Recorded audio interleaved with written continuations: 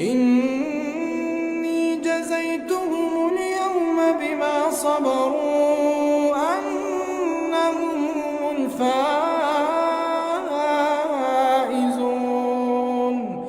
قال كم لبثتم في الأرض عدد سنين قالوا لبثنا يوما أو بعض يوم فاسأل العادين